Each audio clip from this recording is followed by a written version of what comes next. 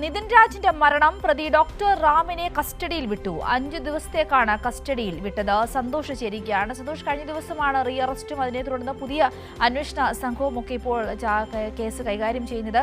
അതിന്റെ കൂടി അടിസ്ഥാനത്തിലാണ് ഇപ്പോൾ കസ്റ്റഡിയിൽ പ്രതിയെ വാങ്ങിയിരിക്കുന്നത്, അല്ലേ? തീർച്ചയായും സിന്ദൂരി, ഈ പ്രതിയെ കൂടുതൽ ചോദ്യം ചെയ്യുകയും തെളിവ് ശേഖരിക്കുകയും വേണം എന്നുള്ളതാണ് ക്രൈംബ്രാഞ്ച് ഇപ്പോൾ കോടതിയിൽ ആവശ്യപ്പെട്ടത്. അതിന്റെ അടിസ്ഥാനത്തിലാണ് തലശ്ശേരി സെഷൻസ് കോടതി ഡോക്ടർ റാമിനെ 5 ദിവസത്തെ ക്രൈംബ്രാഞ്ചിന്റെ കസ്റ്റഡിയിൽ വിട്ടത്. 3 ദിവസം മതിയോ എന്നുള്ള കാര്യം കോടതി ചോദിച്ചിരുന്നു. എന്നാൽ ഈ ചോദ്യം ചെയ്യലും അന്വേഷണത്തിനായി 5 ദിവസം കസ്റ്റഡി ആവശ്യമുണ്ട് എന്നുള്ളത് ക്രൈംബ്രാഞ്ചിന് വേണ്ടി പ്രോസിക്യൂഷൻ കോടതിയിൽ ആവശ്യപ്പെടുകയായിരുന്നു.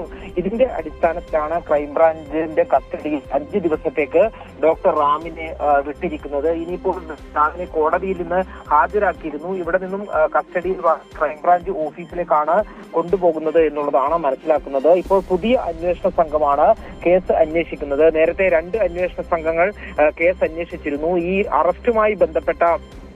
ആദ്യ അറസ്റ്റുമായി ബന്ധപ്പെട്ട വിവാദങ്ങളെ തുടർന്ന് പ്രതിക്കൂട്ടിലായ ആഭ്യന്തര വകുപ്പ് അന്വേഷണ സംഘത്തെ മാറ്റി പുതിയ അന്വേഷണ സംഘത്തെയാണ് ഇപ്പോൾ അന്വേഷണം ഏൽപ്പിച്ചിരിക്കുന്നത്. ഇതിന്റെ ഈ അന്വേഷണ സംഘം ഈ പ്രതിയിൽ നിന്നും കൂടുതൽ കാര്യങ്ങൾ മനസ്സിലാക്കും. ചോദ്യം ചെയ്ത് കൂടുതൽ കാര്യങ്ങൾ മനസ്സിലാക്കേണ്ടതുണ്ട് എന്നുള്ളതാണ് കോടതിയിൽ ആവശ്യപ്പെട്ട കാര്യം. അതോടൊപ്പം തന്നെ ഒരുപക്ഷെ ആവശ്യമെങ്കിൽ തെളിവെടുപ്പ് ഉൾപ്പെടെ ഉണ്ടാകും. അങ്ങനെയാണെങ്കിൽ അഞ്ചരക്കണ്ടി ഡെന്റൽ കോളേജിൽ എത്തിച്ച് ഈ നിതിൻ രാജ് മരിച്ച സ്ഥലത്തെത്തിച്ച് തെളിവെടുപ്പ് ഉൾപ്പെടെ കാര്യങ്ങൾ കൂടി ഇതിന്റെ ഭാഗമായി ഉണ്ടാകും. ഏതായാലും 5 ദിവസത്തെ കസ്റ്റഡിയിൽ ക്രൈംബ്രാഞ്ചിന്റെ കസ്റ്റഡിയിലാണ് കോടതി ഇപ്പോൾ റാമിനെ വിട്ടിരിക്കുന്നത്. അല്പസമയത്തിനകം തന്നെ ക്രൈംബ്രാഞ്ച് പ്രതിയെ ക്രൈംബ്രാഞ്ച് ഓഫീസിലേക്ക് കൊണ്ടുപോകും.